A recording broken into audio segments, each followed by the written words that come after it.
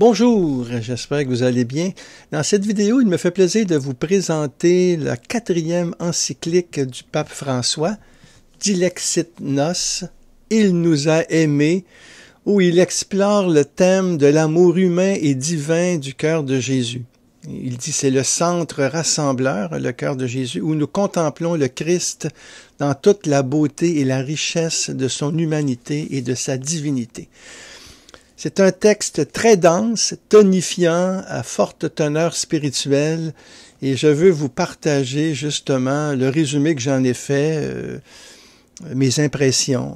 Bon, d'abord, la première chose, ça m'a rappelé la première encyclique de Benoît XVI, intitulée « Dieu est amour », et qu'il a publiée au début de son pontificat en 2006.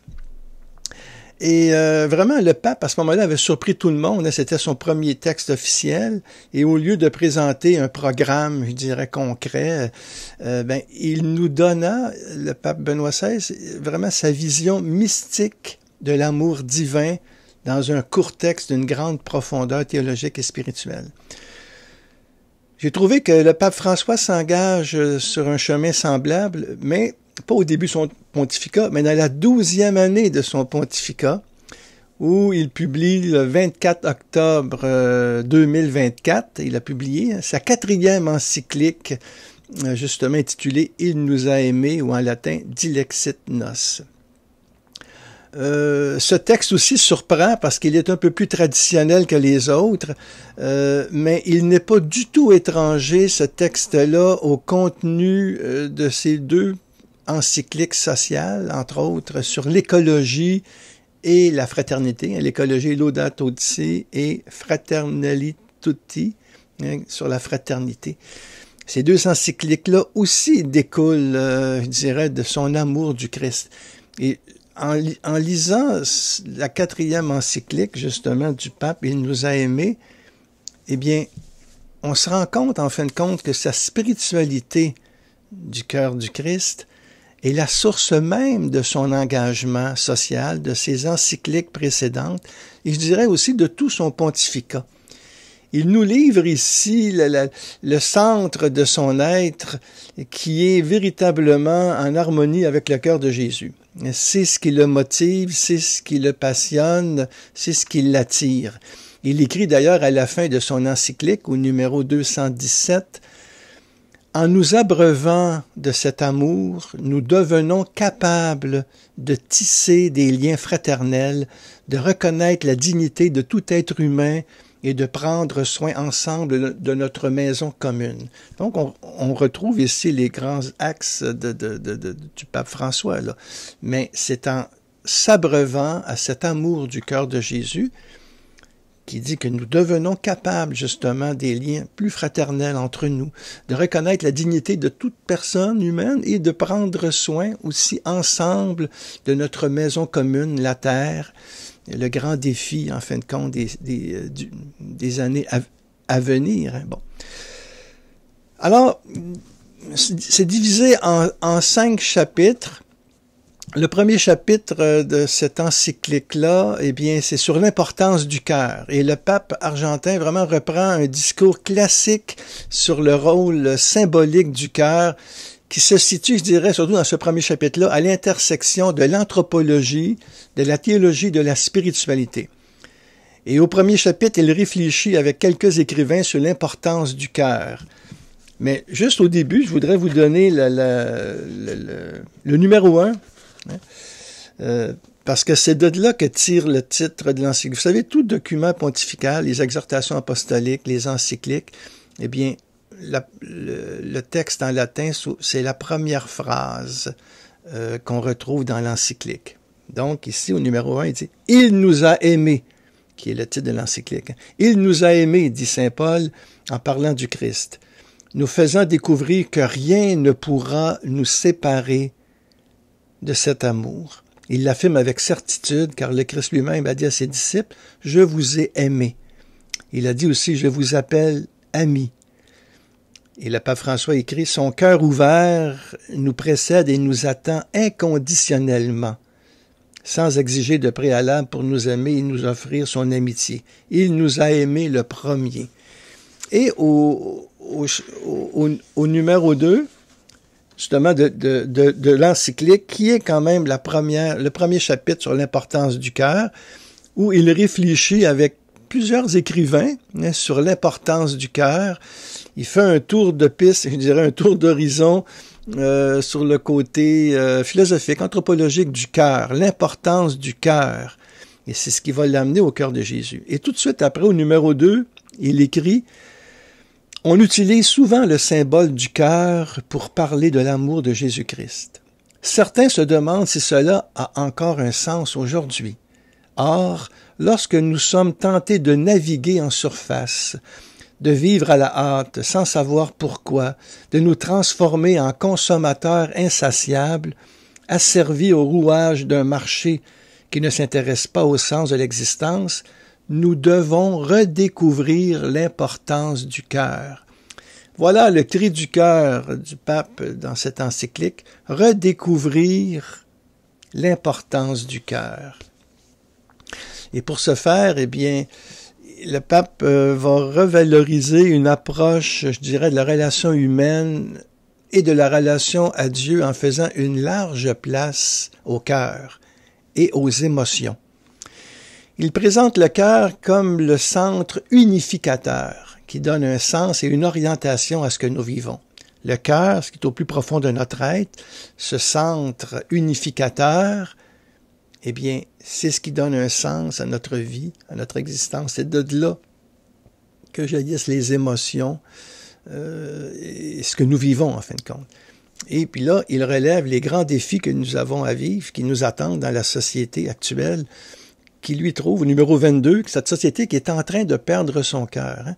Et au numéro 20, il écrit « À l'ère de l'intelligence artificielle, nous ne pouvons pas oublier que la poésie et l'amour sont nécessaires pour sauver l'homme. » Alors, vous comprenez que ça m'intéresse, hein, quand on parle de poésie, d'amour, eh bien, elle est très belle, cette phrase-là. À l'ère de l'intelligence artificielle, nous ne pouvons pas oublier que la poésie et l'amour sont nécessaires pour sauver l'homme. Alors, ça, c'est... écoutez, là, je vais aller... le texte est dense, et je ne peux pas parler de tout, mais je vais vous faire une synthèse. Donc, premier chapitre, c'est sur l'importance du cœur. Le deuxième chapitre s'intitule « Des gestes et des paroles d'amour ». Et là, le Saint-Père aborde la notion du cœur dans l'Évangile, qui est le cœur du Christ. Il le dit au numéro 32, « Le cœur du Christ, symbole du centre personnel d'où jaillit son amour pour nous, est le noyau vivant de la première annonce. Là se trouve l'origine de notre foi, la source qui donne vie aux convictions chrétiennes. Donc pour lui, le cœur, c'est ce centre personnel d'où jaillit l'amour. Le cœur de Jésus, c'est le noyau de la première annonce. C'est de là que tout part, hein, ce Jésus doux et humble de cœur qui nous donne son amour. C'est de là que jaillit son amour. Et là se trouve l'origine de notre foi. Cet amour, la source du cœur qui donne vie aux convictions chrétiennes, au numéro 32. Et au chapitre suivant, il actualise pour aujourd'hui le message d'amour de ce cœur qui a tant aimé et qui donne à boire. Il nous offre, enfin, là, et c'est très beau dans ce chapitre-là, le chapitre suivant, il nous offre un florilège des plus belles citations des pères de l'Église, des saints et des papes sur ce sujet. Il écrit au numéro 48, « La dévotion au cœur du Christ n'est pas le culte d'un organe séparé de la personne de Jésus. Nous contemplons dans ce cœur et adorons Jésus tout entier, Jésus-Christ tout entier, le Fils du Dieu fait homme, représenté dans une image où son cœur est mis en évidence. » Alors, c'est au numéro 48. Petite statue ici, j'avais apporté à mon épouse quand j'étais allé à Paris-le-Monial. Il y a eu des apparitions, Marguerite Marie, j'y reviendrai. Elle a une statue du Sacré-Cœur. Vous reconnaissez bien, alors c'est quand même une statue classique que l'on voit, où Jésus est là et il nous montre son cœur. Voici ce cœur qui a tant aimé les hommes. Quand j'étais d'ailleurs à Paris-le-Monial aussi, j'avais le cœur de Jésus. qui est représenté là-bas, qui est une apparition justement à Marguerite Marie à la coque, Sainte Marguerite Marie, où Jésus lui est apparu à Paris-le-Monial entre fin décembre 1673 et juin 1675. Mais il faut quand même prendre conscience que l'attachement au cœur de Jésus, 12 et 1, ce cœur ouvert, remonte à l'Évangile. Hein? Et ce cœur-là fait de nous des cœurs brûlants, à commencer par sa mère. Et que de fois dans l'Évangile, on voit où on dit Marie, elle regarde avec son cœur, en fin de compte. Hein? Elle méditait dans son cœur les événements. Elle médite la parole dans son cœur. Donc, c'est une femme de cœur aussi. Et c'est la mère de Jésus.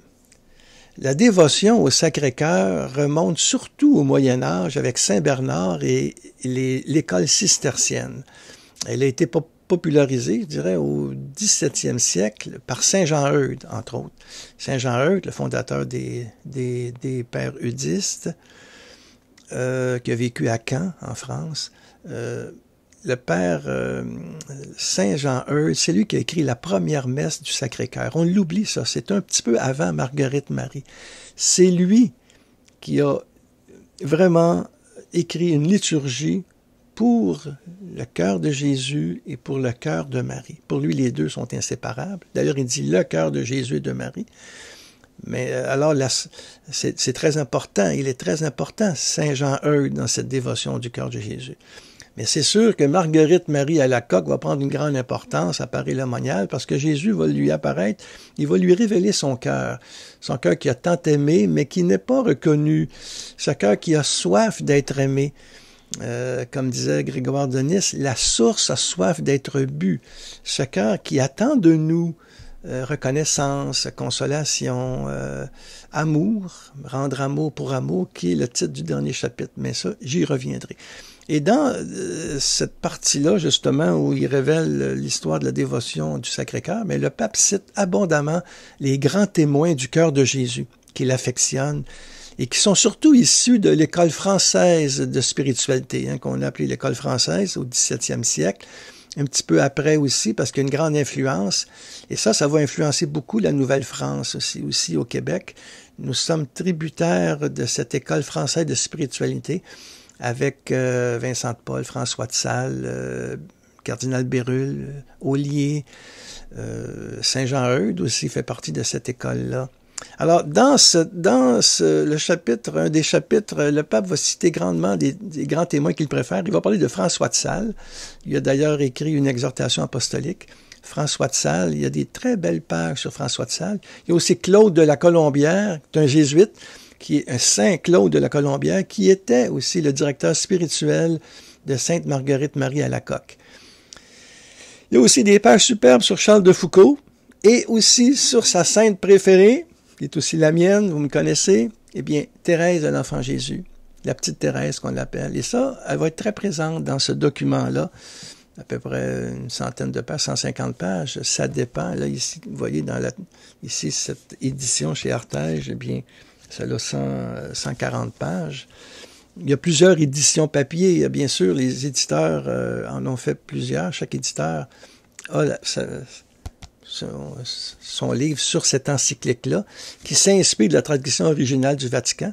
Mais vous pouvez lire directement sur le site du Vatican, eh bien, l'encyclique. Vous pouvez la télécharger aussi et la méditer, la lire quand vous voulez. C'est vraiment un texte à méditer parce qu'il y a beaucoup de choses là-dedans et enfin, il y a une grande densité spirituelle. C'est bon. Dans tous ces témoins-là qu'il cite, le pape François, en fin de compte, il montre que l'enjeu, c'est de rendre amour pour amour, qui est le titre du dernier chapitre de l'encyclique. Et comment? Ben, pour lui, c'est en devenant une source d'amour pour les autres, et d'une manière indirecte, on apporte ainsi de nouvelles perspectives pour l'Église et le monde.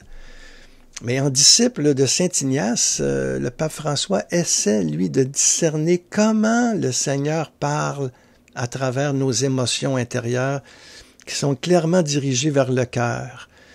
Et le pape se méfie des formes désincarné et rigoriste de toute spiritualité, qui n'implique pas la dimension affective de l'être humain.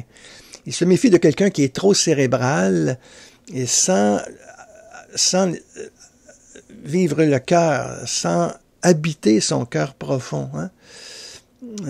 Donc le pape met beaucoup l'accent sur la dimension affective de l'être humain, la relation personnelle avec un Dieu d'amour. Et là, il y a un très long passage que je veux vous lire au numéro 88, parce que c'est très intéressant et c'est très actuel, très actuel. Et le pape actualise cette dévotion-là, et en même temps, il pose un regard critique aussi sur ce que nous vivons aujourd'hui. Alors, le numéro 88.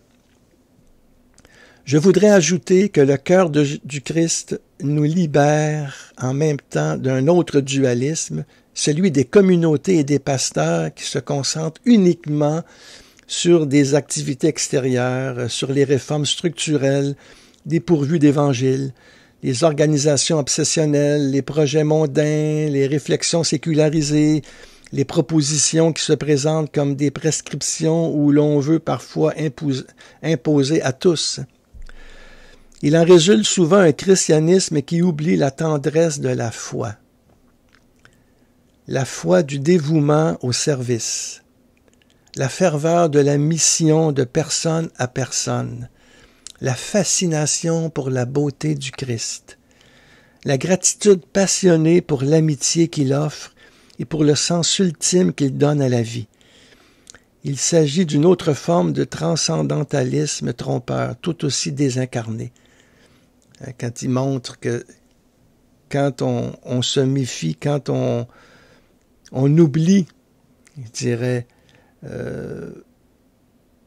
on oublie la tendresse de la foi, quand on oublie le dévouement aux autres, la ferveur de vivre la mission avec Jésus, quand on oublie la fascination pour la beauté du Christ, quand on oublie que le Christ est une personne vivante qui nous aime, et qui nous invite à vivre justement l'Évangile, eh bien à ce moment-là, tout le christianisme perd de sa saveur. En tout cas, c'est un numéro 88, qui est assez fort. Tu sais.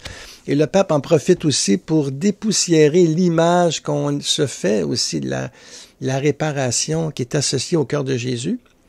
Souvent, le cœur de Jésus, bon, ce cœur qui a tant aimé, qui est oublié, et qui a personne. Alors, toute la question de réparer le mal, réparer le péché qui est commis, consoler Jésus, c'est des termes qui reviennent chez les mystiques, Marguerite Marie, mais aussi chez Charles de Foucauld, Thérèse aussi. Lui, il va dépoussiérer cette image de la réparation en lui donnant un sens social aussi. Il montre que la dévotion au Sacré-Cœur peut rendre l'Église plus aimante, non seulement dans l'expérience spirituelle personnelle, mais aussi dans l'engagement communautaire et missionnaire. Et de très, très belles pages, c'est très beau, très dense, comment qu'il reprend cette idée de réparation, il lui donne une profondeur très belle. Il l'actualise pour aujourd'hui. Et c'est pour ça qu'il invite en même temps à respecter les expressions de la piété populaire. Où les fidèles utilisent des mots simples et des images qui manifestent leur foi et leur amour du Christ. Le danger, c'est de prendre de haut, des fois, ces gens-là. Les gens qui aiment les images, qui aiment prier devant la statue du Sacré-Cœur. Nous n'avons pas à les juger. Vous comprenez, il n'y a pas une foi savante puis une foi populaire. Les expressions diffèrent, mais le Christ demeure. Et là, il y a un avertissement que le pape donne justement au numéro 160. Au numéro 160, il écrit, le pape, il dit « Je demande que personne ne se moque des expressions de ferveur croyante du peuple saint et fidèle de Dieu, qui, dans sa piété populaire, cherche à consoler le Christ. » Et j'invite chacun à se demander s'il n'y a pas davantage de rationalité de vérité et de sagesse dans certaines manifestations de cet amour qui cherche à consoler le Seigneur, que dans les froids, distants, calculés et minuscules actes d'amour dont nous sommes capables, nous qui prétendons posséder une foi plus réfléchie, plus cultivée et plus mature. Encore là, un paragraphe qui frappe, où le Seigneur, où le pape nous invite à revenir, en fin de compte, à la source, à revenir à ces grands témoins du cœur de Jésus que j'ai nommés tout à l'heure, et que le pape, justement, cite beaucoup de ces témoins-là. Il fait une très belle synthèse de cette dévotion au cœur de Jésus en l'actualisant pour aujourd'hui. Et dans un dernier chapitre, Amour pour amour, il nous invite à être missionnaires de l'amour de Dieu. Et là, le souverain pontife s'attarde vraiment sur différents aspects de l'amour du Christ qui peuvent contribuer à la renaissance de l'Église. Encore là, c'est toujours ça qui l'intéresse. Que l'Église soit de plus en plus amoureuse, que l'Église vive une renaissance, que l'Église soit de plus en plus évangélique. Donc, il s'attarde sur divers aspects de l'amour du Christ pour contribuer à la renaissance de l'Église, donc de chacun de nous aussi. Et pour ce faire, il transmet un message profond dans un monde qui semble avoir perdu son âme, qui semble, mais avec toutes les polarisations que l'on vit, beaucoup de violence, difficile le dialogue aujourd'hui, de se parler, eh bien, où est le langage du cœur? Où est l'âme là-dedans? Et au numéro 176, le pape écrit « Grâce à l'immense source qui jaillit du côté ouvert du Christ, l'Église, Marie et tous les croyants deviennent de diverses manières des canaux de vie. Le Christ déploie de cette manière sa gloire dans notre petitesse. » Et là, bien sûr, il va prendre plusieurs exemples parmi nos amis les saints, hein, comme disait Bernanos, les saints, nos amis. Hein. Et le pape François démontre que l'amour du prochain constitue la meilleure façon de manifester notre amour pour le Christ. Mais ça, dans l'Évangile, les lettres de Saint Paul vont nous le rappeler beaucoup. Comment qu'on peut dire qu'on aime les autres? Hein? Quand on dit qu'on aime Dieu, et comment on peut aimer Dieu quand on n'aime pas ceux et celles avec qui nous vivons? Bon. Au numéro 203, le pape écrit « Un cœur humain qui fait place à l'amour du Christ par une confiance totale et qui lui permet de se déployer dans sa vie par son feu, devient capable d'aimer les autres comme lui en se faisant petit et proche de tous. » C'est ainsi que le Christ se désaltère et répand glorieusement en nous et à travers nous les flammes de sa tendresse brûlante. Encore là, un texte très beau, très dense, numéro 203. Le pape parle ici de la soif de Jésus. J'ai écrit aussi un livre, J'ai soif, de la petite Thérèse à Mère Teresa. C'est tout ce cœur humain qui se déploie dans notre vie par son feu, en fin de compte, et qui nous rend capables d'aimer les autres. Ça, Thérèse de Lisieux va souvent revenir là-dessus. Elle dit, Seigneur, Jésus, tu nous demandes d'aimer, mais comment je peux aimer mes sœurs, surtout celles qui me sont plus difficiles, antipathiques? Et elle va comprendre que oui, je peux les aimer si toi, tu les aimes en moi. C'est toi qui vas aimer en moi. Et comme Saint Paul va dire, ce n'est plus moi qui vis, c'est le Christ qui vit en moi. Son cœur devient notre cœur. Et dans ce livre-là, justement, J'ai soif, eh bien, je parle de l'échange des cœurs aussi. Et on le voit avec Marguerite Marie.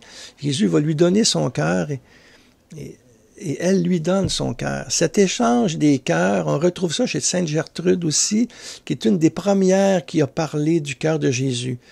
Cistercienne, bénédictine, cistercienne, vers 1250 à peu près.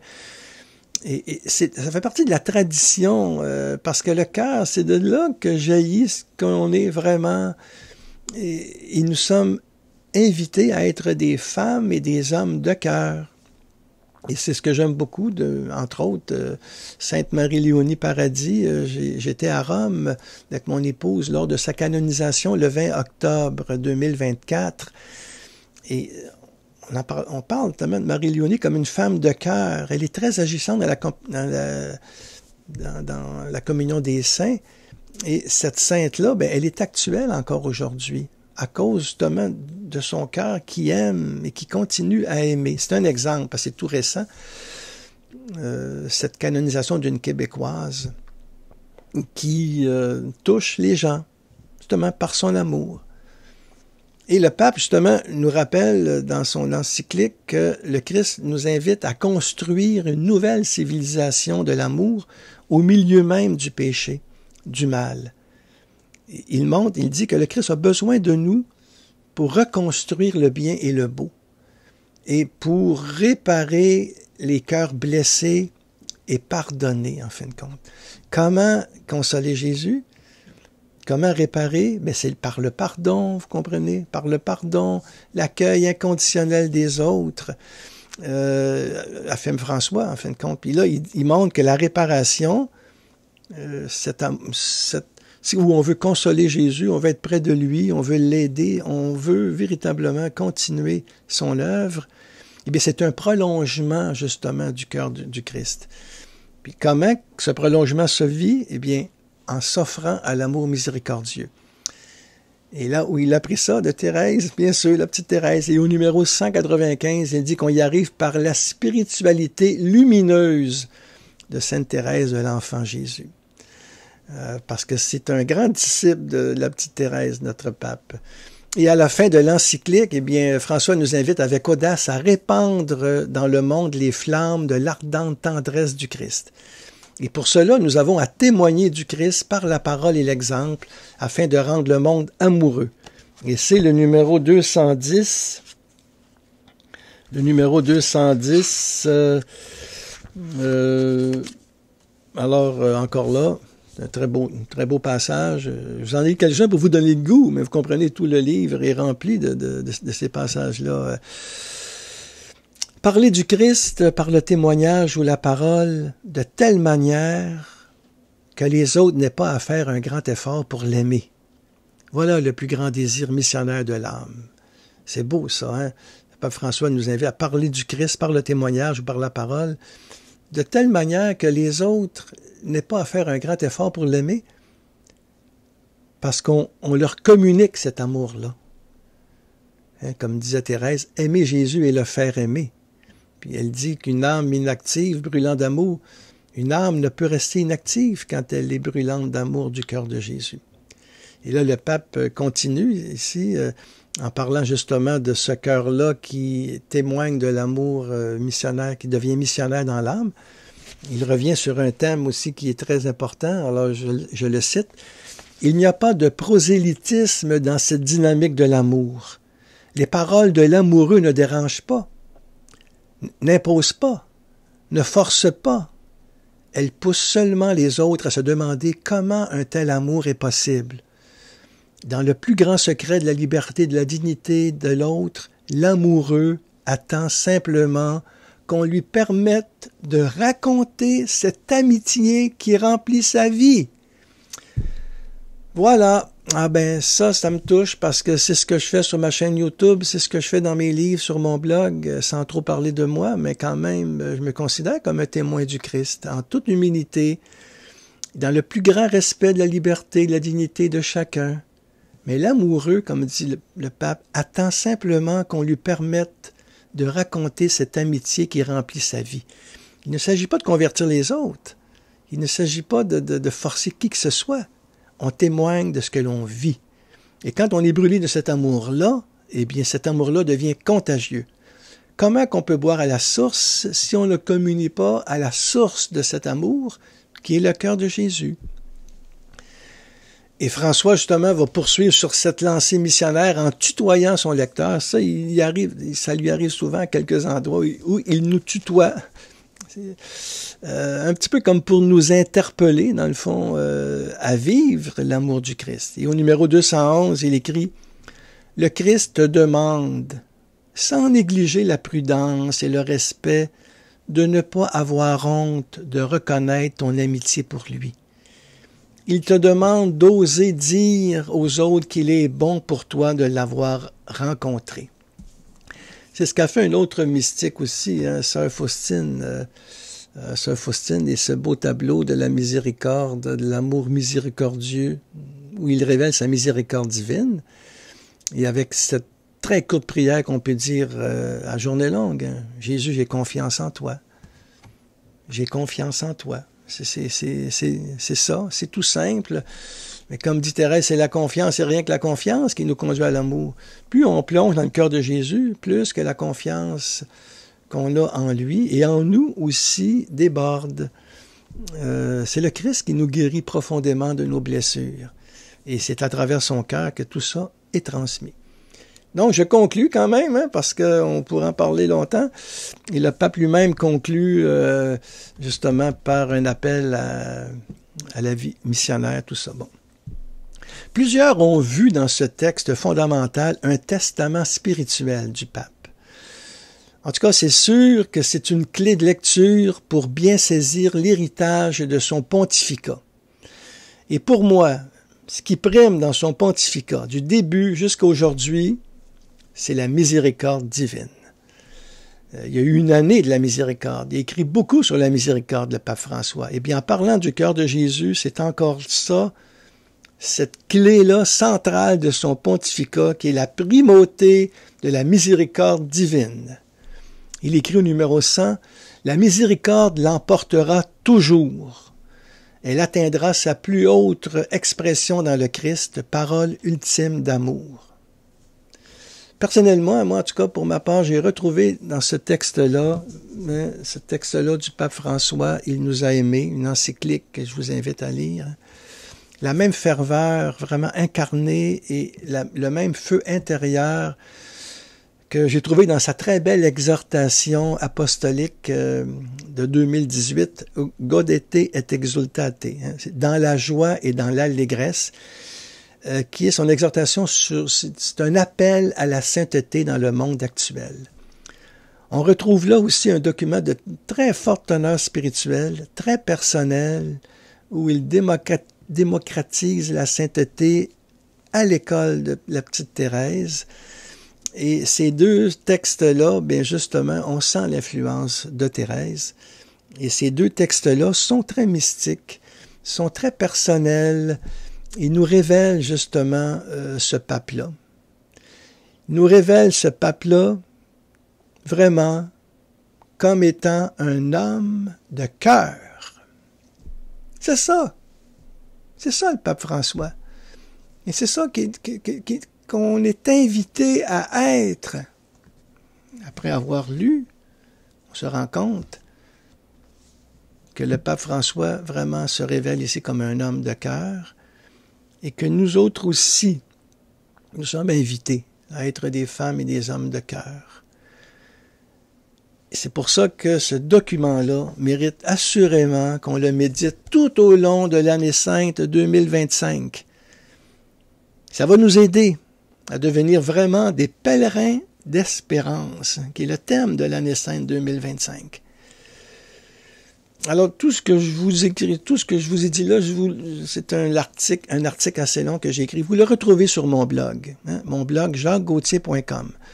Vous pouvez vous abonner à mon blog et automatiquement, le vendredi, vous recevez, les personnes qui le veulent, mon infolettre. C'est gratuit, vous pouvez vous désabonner en tout temps aussi. Mais dans mon infolettre, vous retrouvez les textes que j'ai, les vidéos, mais aussi différentes nouvelles, les retraites que je donne. Bon, c'est ça. Alors, c'est une manière aussi pour moi de participer à la mission et de vous nourrir d'une manière particulière à travers ce que l'Esprit peut m'inspirer, à travers l'amour que j'ai pour le Christ. Hein? Cet amour-là est contagieux, je pense. Hein? L'amour, c'est comme une toux, ça s'attrape, on peut dire. Et je me suis même mis en rouge, justement, pour signifier, symboliser cet amour du cœur de Jésus. Souvent, le rouge, c'est le cœur. C'est la couleur de l'amour. Alors, je vais terminer, justement, cette vidéo par le numéro 220 C'est le dernier paragraphe du pape de ce texte-là, « Il nous a aimés ».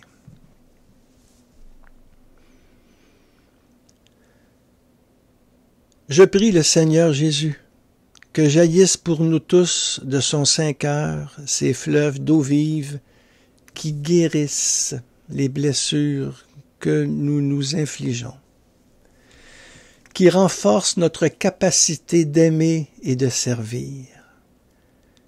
Ces fleuves d'eau vive qui nous poussent à apprendre à marcher ensemble vers un monde juste, solidaire et fraternel.